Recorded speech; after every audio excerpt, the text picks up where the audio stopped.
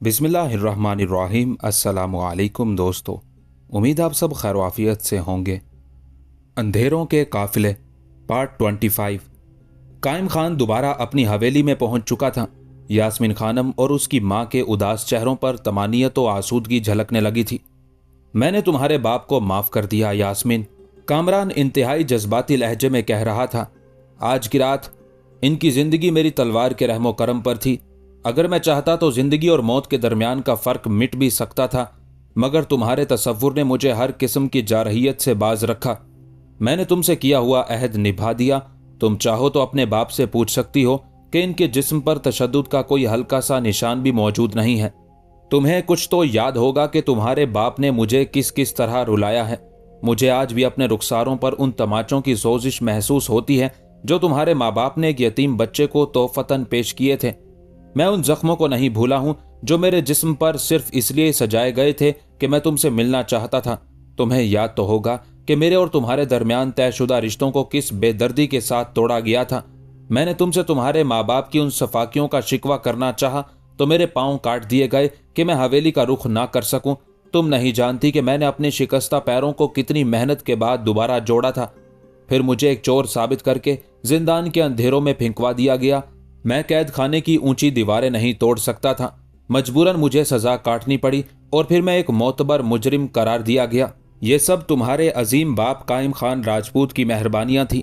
मैंने शाही फौज में शामिल होने की कोशिश की कि इस तरह मुल्क की सरहदों पर दुश्मनों के लश्कर से उलझ जाऊं और खून बहाकर अपनी शख्सियत पर लगाए गए स्याह दागों को धो सकूं, मगर तुम्हारे बाप ने मेरी शरीफाना जिंदगी का वो रास्ता भी बंद कर दिया। फिर मैं मुअज़्ज़ज़ और मोहतरम और सादा लोगों के काफिले से बिछड़ गया। मैंने अपनी जान पर खेलकर ताकत हासिल की और वही ताकत आज मुझे तेरे दर तक पहुंचाने का जरिया बनी है। तेरी ये हवेली मेरे मासूम ख्वाबों और बेलोस रिश्तों का मक्तल है, मगर मैं फिर भी इसके दरो दीवार से नफरत नहीं कर सकता कि आखिर ये मेरी ख्वाबगाह नाज है। कामरान इस कदर जज्बाती हो गया था कि उसकी आंखों में अश्कों की नमी सी झलकने लगी थी। यास्मीन खानम खड़ी थी। उसका चेहरा किसी पत्थर के बुत से मुशाबे था। मैंने कायम खान के दीगर जराइम बयान नहीं किए हैं कि इस मुख्तसर से वक्त में उनका शुमार मुमकिन नहीं। कामरान ने दोबारा अपनी दास्तान दर्द का आगाज कर दिया। मैं कायम खान को मुसलसल अजियत और कर्ब की हालत में रखता, मगर मैंने सिर्फ तेरी खातिर इसे कोई आजार नहीं पहुंचाया। अब यास्मीन खानम चुप ना रह सकी। मेरी खातिर क्यों? उसके लहजे से शदीद नागवारी का इजहार हो रहा था। इसलिए कि तुझसे मेरा अटूट रिश्ता है। कामरान अपनी वारफ्तगी के सबब यास्मीन खानम के बिगड़े हुए तेवरों को महसूस नहीं कर सका था। कैसा रिश्ता? यास्मीन की आवाज यकबायक तेज हो गई। कामरान यास्मीन खानम के अंदाजे सवाल पर चौंक उठा। चंद लम्हों तक वो कुछ बोल ही नहीं सका। फिर पूरी ताकत के साथ अपने आप को समेट कर कहने लगा, वही मोहब्बत का रिश्ता जिससे हम दोनों बंधे हुए हैं। ये कहते कहते शुजाउद्दीन कामरान की जबान लड़खड़ाने लगी थी। अहले दिल के लिए मोहब्बत का इकरार इतना आसान नहीं होता। कामरान भी उसी कैफियत से दो चार था। वही मोहब्बत जिसका इकरार तूने भी किया है। कैसी मोहब्बत और कैसा इकरार? यास्मीन खानम बरहम हो गई। वो मोहब्बत जिसका रिश्ता बचपन की रफाकत ने जोड़ा था। अब कामरान की आवाज लुकनत का शिकार होने लगी थी। वो रिश्ता बहुत दिन पहले तोड़ दिया गया। यास्मीन खानम ने मुकम्मल बागियाना रविश इख्तियार कर ली थी। मैं जानता हूं कि वो रिश्ता तेरी मर्जी से नहीं तोड़ा गया। शुजाउद्दीन कामरान एक हादसाती शिकस्त की तरफ बढ़ते हुए संभलने की कोशिश करने लगा। जब उस निस्बत को खत्म किया गया तो वो तेरी मासूमियत और बेखबरी के दिन थे। कुछ भी सही, मगर मेरे माँ बाप का फैसला दुरुस्त था। यास्मीन खानम के लहजे में बड़ी जारहियत थी। उस निस्बत और रिश्ते को टूट ही जाना चाहिए था। ये तुम कह रही हो यास्मीन? शुजाउद्दीन कामरान को सख्ता सा हो गया था। हाँ, ये मेरे अल्फाज हैं। यास्मीन खानम इस कदर मुश्ताइल हो गई थी कि उसके शादाब चेहरे पर खून सा झलकने लगा था। पूरे होशो हवास के साथ सुन लो कि मेरे और तुम्हारे दरमियान कोई रिश्ता मौजूद नहीं है। तुम निस्बत की बात करते हो। अगर मेरे माँ बाप मुझे तुम्हारे साथ रिश्ता इज़्दिवाज में भी मुंसलिक कर देते तो मैं उस बंधन को कबूल ना करती। हजारों जख्म खाकर भी साबित कदम रहने वाला कामरान सिन्फ़े नाज़ुक के उस हमले को बर्दाश्त ना कर सका। उसके चट्टानों जैसे पांव कांपने लगे। फिर वो तुम्हारी आंखों में क्या था यास्मीन? कामरान की जबान किसी नातवा मरीज के जिस्म की तरह लरजने लगी। वो महज एक हमदर्दी का जज्बा था जिसे कभी कभी मेरी आंखें बयान कर दिया करती थी। तसव्वुरात की दुनिया में कामरान ने यास्मीन के जिन होंठों से शबनम के बरसने का मंजर देखा था, अब उन्हीं लबों से पिघली हुई आग की बूंदें टपक रही थी। मुझे तुझसे हमदर्दी थी कामरान, तू एक यतीम और जमाने भर का ठुकराया हुआ बच्चा था। यास्मीन खानम ने भी फर्क मरातिब को मिटा डाला था और वो इंतहाई गुस्ताखाना लहजे में कामरान को मुखातिब कर रही थी। बदकिस्मती से मेरे और तेरे दरमियान एक खानदानी रिश्ता भी था। उसी रिश्ते की आबरू रखने के लिए मैं तुझे अपनायत की नजरों से देखती थी, मगर तेरी फितरी कमीनगी ने जज्बों के तकद्दुस को हवस का रंग दे डाला। तू एक हरीस और एहसान फरामोश इंसान है। मुझे हासिल करके मेरी अजीमुशान हवेली से अपने शिकस्ता खंडर का ताल्लुक जोड़ना चाहता है। कभी तूने अपनी हैसियत पर गौर नहीं किया? एक मामूली सिपाही का बेटा जिसे गद्दारी के जुर्म में जिबा कर दिया गया, मेरा हमसफर बनने का आरजुमंद है। तू इस मुआशरे के लिए गिलाजत का एक बोझ है। मैं चाहती हूं कि तू जल्द अज जल्द मेरी हवेली को कसाफत के इस ढेर से पाक कर दे। यास्मीन खानम की रगों में दौड़ने वाला खून आंच देने लगा था। शुजाउद्दीन कामरान की आंखों के सामने अंधेरा सा छाने लगा। वो बामुश्किल संभला और फिर बड़े शिकस्ता लहजे में कहने लगा, यास्मीन, तू राजपूतों की उस रस्म से खूब वाकिफ है कि वो ऐसी निस्बतों को टूटने नहीं देते। जब कोई जेचंद किसी संजोगता की राह में हायल होता है तो पृथ्वीराज एक मांग को स्वयंवर की भरी जलसा गाह से जबरन उठाकर ले जाता है। कामरान ने मजबूरन यास्मीन खानम को राजपूतों की तारीख के एक यादगार वाक़े का हवाला दिया। मैं संजोगता नहीं, यास्मीन खानम बिनते कायम खान हूं। यास्मीन की नफरत अपनी आखिरी हदों को छू रही थी। संजोगता अजमेर के हुक्मरान के साथ इसलिए चली गई थी कि वो खुद भी सम्राट पृथ्वीराज चौहान को पसंद करती थी और मुझे तुझसे नफरत है, शदीद नफरत, नाकाबिले बयान नफरत। शुजाउद्दीन कामरान चंद लम्हों तक पथराई हुई आंखों से यास्मीन खानम की तरफ देखता रहा, फिर उसके चेहरे पर एक अजीब सा रंग उभर आया। तू सिर्फ मुझे एक बेघर, मुफलिस और यतीम बच्चा समझती थी यास्मीन। अब कामरान के लहजे में अजियत और कर्ब की शिद्दत के बजाय एक ठहराव सा था। वो मेरे बचपन का जिक्र है। यास्मीन के होंठों से बरसने वाले शोलों में कुछ और इजाफा हो गया था। अब मैं अपने होश के आलम में तुझे दुनिया का सबसे ज्यादा लानतज़दा इंसान समझती हूं। कामरान ने यास्मीन खानम के उस इंतहाई जिल्लत आमेज फिक्रे का कोई जवाब नहीं दिया। वो पूरे इत्मीनान के साथ चलता हुआ कमरे के वस्त में पहुंचा और उस संगी सतून को गौर से देखने लगा जिस पर बेहतरीन नक्शो निगार बनाए गए थे। कुछ देर तक कामरान पर मुकम्मल सकूत की सी कैफियत तारी रही, फिर उसका हाथ फिजा में बुलंद हुआ और संगी सतून उसकी शमशीर का हदफ बन गया। कामरान दीवाना वार पत्थर पर जरबें लगा रहा था, यहां तक कि तलवार टूट गई। कायम खान यास्मीन खानम और उसकी मां पर वहशत सी तारी हो गई थी और उन्हें यकीन आ गया था कि शुजाउद्दीन कामरान अपना जहनी तवाजुन खो बैठा है।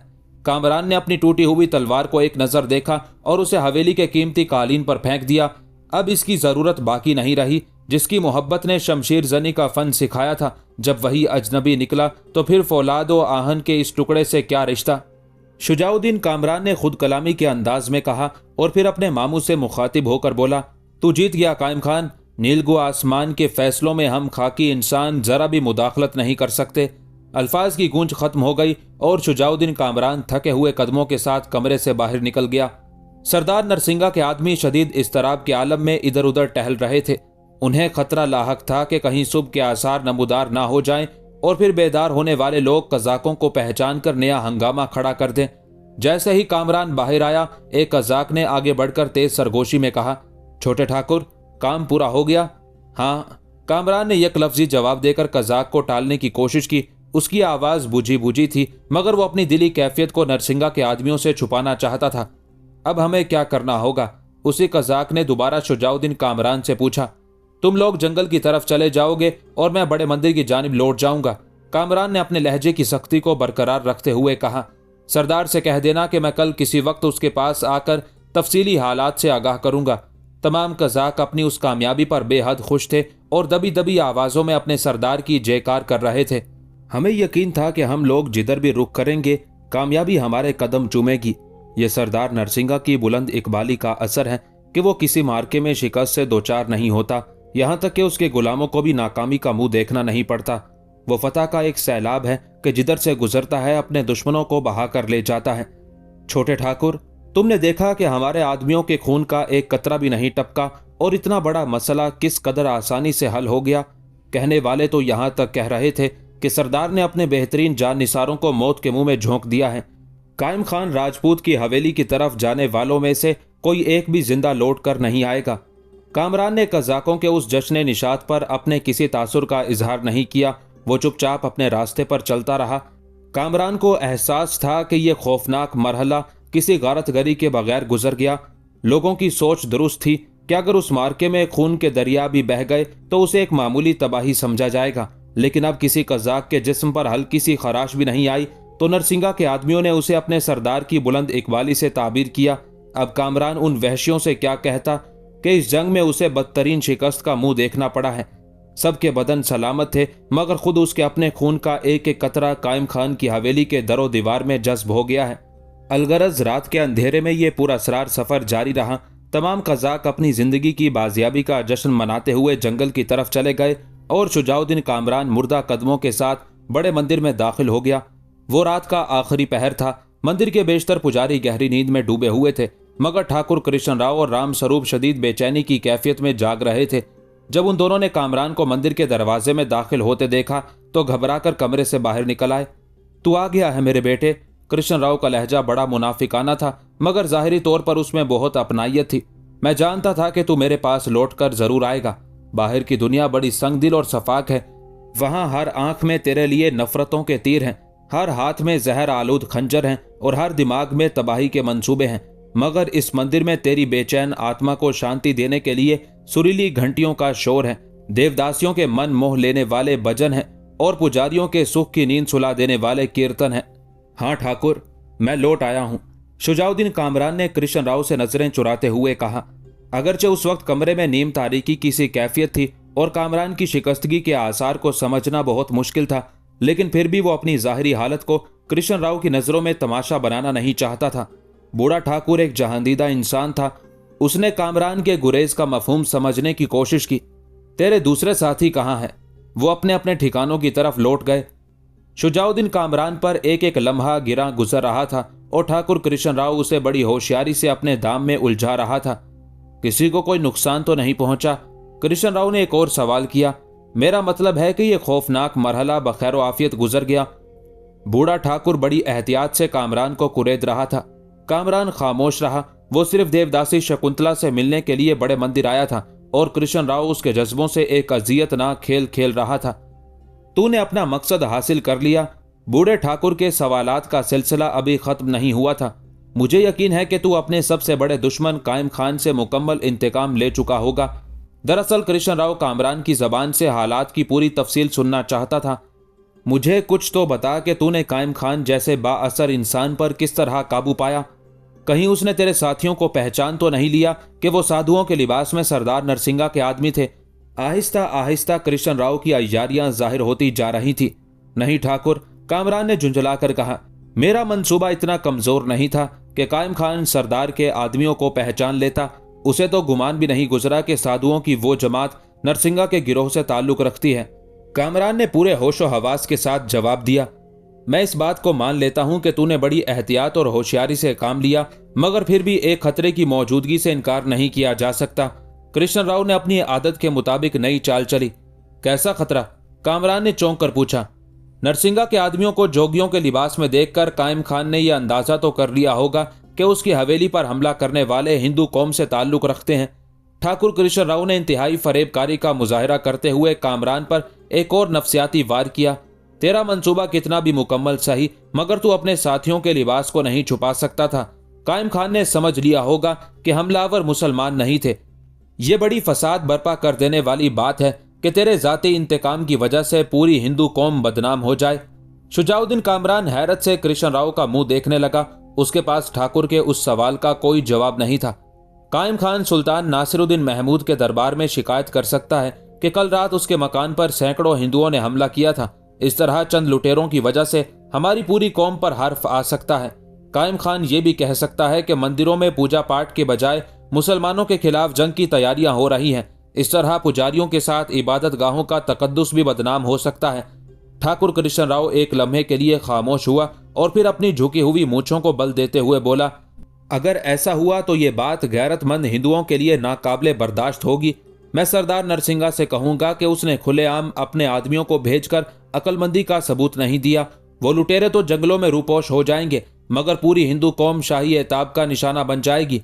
कृष्ण राव ऊंची आवाज में बोल रहा था। शुजाउद्दीन कामरान ने ठाकुर की बात काट दी। यह सब तेरा वाहिमा है ठाकुर। कामरान ने एक एक लफ्ज पर जोर देते हुए कहा। हमने ऐसा कोई निशान रास्ते में नहीं छोड़ा है कि जिसका ताकुब करते करते कायम खान हिंदुओं की इबादत गाहों तक पहुंच जाए। मेरा जहन किसी अंदेशे में मुब्तला नहीं, मैं जिंदा हकाइक पर गौर कर रहा हूं। कृष्ण राव की आवाज बदस्तूर बुलंद थी। तेरी एक लफ्जिश मेरी पूरी कौम को तबाह कर सकती है। तू मुसलसल बहक रहा है ठाकुर, कामरान ने नागवार लहजे में कहा। मेरी तरफ से तेरा दिल अभी तक साफ नहीं हुआ है, इसलिए मेरे खिलाफ नए नए बहाने तराश रहा है। मैं बहुत थक गया हूं, मुझे ज्यादा परेशान ना कर। अगर तुझे इस मसले को उभारना ही है तो फिर जा सरदार नरसिंगा के पास और उसके सामने मातम कर। कामरान बेनियाजी के साथ मुड़ा और अपने कमरे की तरफ जाने लगा। कामरान के जाते ही ठाकुर कृष्ण राव ने चैन की सांस ली और पुजारी रामस्वरूप को मुखातिब करते हुए कहा, अब मैं मुतमईन हूं रामस्वरूप। वो किस तरह ठाकुर? पुजारी ने घबरा कर पूछा। क्या तमाम खतरात टल गए? हाँ, कृष्ण राव ने मुस्कुराते हुए कहा। मेरा ख्याल है कि वो मलीच अपने मामू से इंतकाम लेने में कामयाब नहीं हो सका है।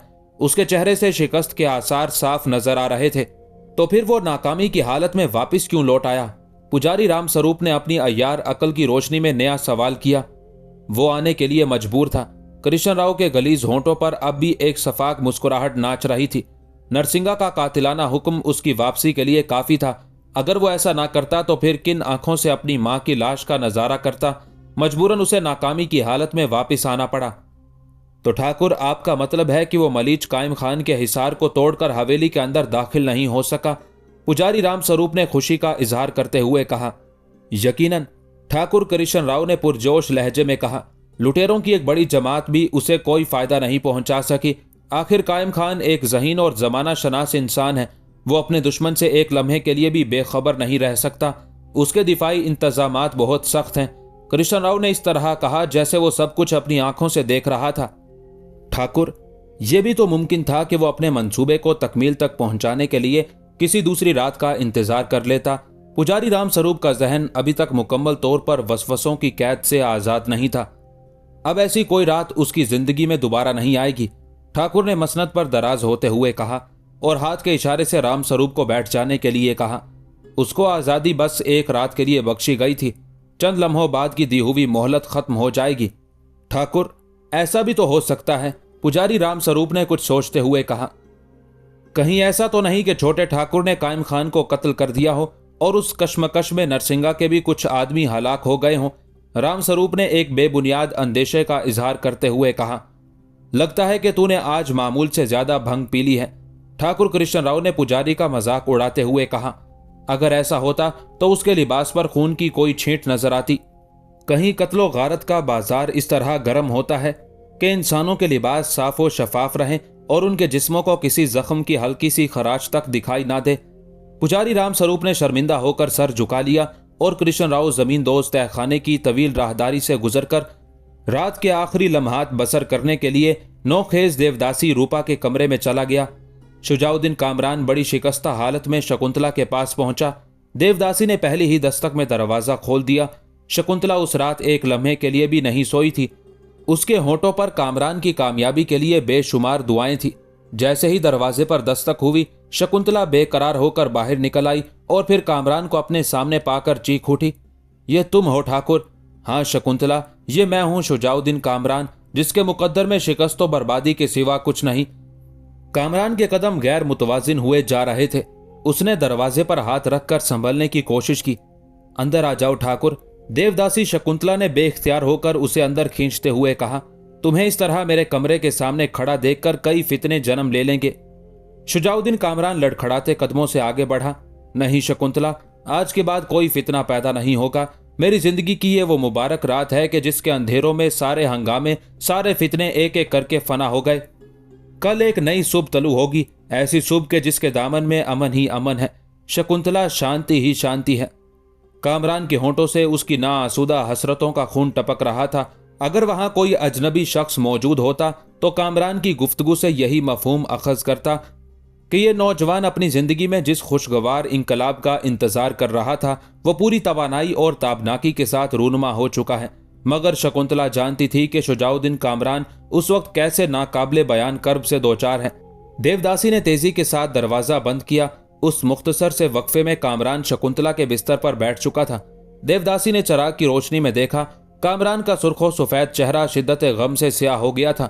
ठाकुर, तुम अपने कमरे में चलो, शकुंतला ने कामरान को सहारा देकर उठाते हुए कहा। क्या तुम्हें भी यहां मेरी मौजूदगी से डर लगता है? खिलाफे मामूल कामरान का लहजा तल्ख था। मुझसे ऐसी बातें ना करो ठाकुर कि मैं अपने आप से नफरत करने लगूं। शकुंतला के सीने में दर्द की एक तेज लहर उठी। मैं अपने अंजाम से खौफजदा नहीं, तुम्हारी तरफ से फिक्रमंद रहती हूं कि अगर कृष्ण राव के किसी मुखबिर ने तुम्हें मेरे कमरे में देख लिया तो नया हंगामा उठ खड़ा होगा। मैं कह चुका हूं शकुंतला कि अब कोई हंगामा सर नहीं उठाएगा। कामरान को अपनी तल्ख कलामी का एहसास हो गया था, इसलिए लहजा बदल कर बोला, सारे हंगामे बेकसी की मौत मर चुके, अब हर तरफ सुकून ही सुकून है। तुम गलत कह रहे हो ठाकुर। शकुंतला अचानक रोने लगी। अगर सुकून होता तो तुम्हारे चेहरे पर शादाबियां रक्स कर रही होती। मेरे चेहरे का जिक्र छोड़ो कि वो बदनसीबियों की आग में कोयले का ढेर बन चुका। कामरान ने अपने होठों पर मुस्कुराहट सजा ली। मेरे पास वक्त कम है, मैं तुमसे मिलने के लिए आया हूं। अगर तुम्हारी यादें दामनगीर ना होती तो तुमसे मिले बगैर चला गया होता। मेरे पीछे पीछे चले आओ। यह कहकर शकुंतला कमरे के एक गोशे की तरफ बढ़ी। फिर देखते ही वो एक खुफिया रास्ता नमूदार हो गया जिससे गुजरकर शकुंतला अपनी ख्वाबगाह में दाखिल हुई थी। कामरान ने चुपचाप देवदासी की तकलीद की और वो अपने आपे में आ गया। शकुंतला, मैं अपनी जिंदगी की सबसे अहम बाजी जीत कर भी हार गया। कामरान ने उस रात की अलम अंगेज रुदाद शकुंतला को बताते हुए कहा। अब किसी से क्या शिकवा कि जिसकी खातिर मैंने अजाब झीले उसी ने पहचानने से इनकार कर दिया। ये कहते हुए शुजाउद्दीन कामरान की आंखें छलक उठी। यास्मीन को मुझसे मोहब्बत नहीं, हमदर्दी थी। वो हमदर्दी जो एक लावारिस और अपाहिज इंसान से की जाती है। क्या मैंने उसी के लिए अपनी जिंदगी को हादसात के दोज़ख में झोंक दिया था? क्या मैंने यही जांगुदाज लम्हात देखने के लिए अपनी मां को फिराक में जलाया था? मैं कैसा सफाक इंसान हूं शकुंतला कि किसी एक इंसान को भी सुकून की चंद सांसें फराहम ना कर सका। जिधर गया अजियतनाक मसाइल की कतार खड़ी कर दी और जिससे मिला रंजो अलम की सौगात बख्श दी। यास्मीन ने मुझसे यह भी कहा था कि मैं इस जमीन का नाकाबिले बर्दाश्त हिस्सा हूं। क्या मैं इतना बुरा हूं कि मेरी जात में कोई एक भी खूबी मौजूद नहीं? यास्मीन भी झूठ बोलती है और दुनिया वाले भी गलत कहते हैं। शकुंतला की जबान से आग बरसने लगी थी। वो सब के सब जमाना साज और अच्छे वक्त के साथी हैं। मगर तुम्हें क्या हो गया है ठाकुर कि अपनी लाला और गुल जैसी शख्सियत को पत्थरों से टकराकर रेजा रेजा कर देना चाहते हो? तुम जानते हो कि फौलाद मोम नहीं हो सकता और किसी पत्थर में जोंक भी नहीं लग सकती। फिर क्यों इस कदर खौफनाक तजर्बे कर रहे हो? ये जुनून है, वहशत है, दीवानगी है। खुदा के लिए एक नजर उनकी तरफ भी देखो जो सरे राह गुजर तुम्हारे इंतजार में बैठे बैठे नीम जा हो चुके हैं और अब जिनकी आंखें बुझने ही वाली हैं। तुम अपनी दुनिया में वापस लौट जाओ और कुछ चिरागों को बचा लो जिनकी लो बहुत देर से थरथरा रही है। जिंदगी एक औरत के इकरार या इनकार का नाम नहीं, ये नेमत खसारे के तसव्वुर से बहुत ज्यादा बुलंद है। मैं बहुत थक गया हूं शकुंतला, तुम मेरी बेख्वाब जिंदगी का शुमार भी नहीं कर सकती। कामरान किसी बच्चे की तरह रो रहा था। मेरे पास आओ ठाकुर, मैं तुम्हें सुला दूं। शकुंतला वारफ्ता होकर आगे बढ़ी। कामरान घबरा कर खड़ा हो गया। मेरे करीब ना आओ, ये बदअहदी है, मैं तो एक का हो चुका। शकुंतला सन्नाटे में आ गई। फिर चंद लम्हों में उसका पूरा बदन अर्के नदामत से नहा गया। मेरा यह मकसद नहीं था ठाकुर। देवदासी की आवाज लड़खड़ाने लगी। मैं तुम्हारा बहुत एहतराम करता हूं शकुंतला, कामरान ने पुरसोज लहजे में कहा। मुझे तुम्हारी कुर्बानियों का एहसास है, मगर कामरान की जबान लुकनत का शिकार हो गई और लफ्ज टूट कर बिखर गए। तुम ठीक कहते हो ठाकुर। शकुंतला मायूसियों का एक शिकस्ता मुजस्मा नजर आ रही थी। फिर भी तुमने मेरा एहतराम तो किया जैसे पत्थर के बुतों का एहतराम किया जाता है। मैं अपने आप से मजबूर हूं शकुंतला। कामरान की आवाज में अब भी हल्की हल्की लर्जिश मौजूद थी। मुझे एतराफ है कि मेरी जिंदगी एक औरत के इकरारो इनकार में सिमट कर रह गई।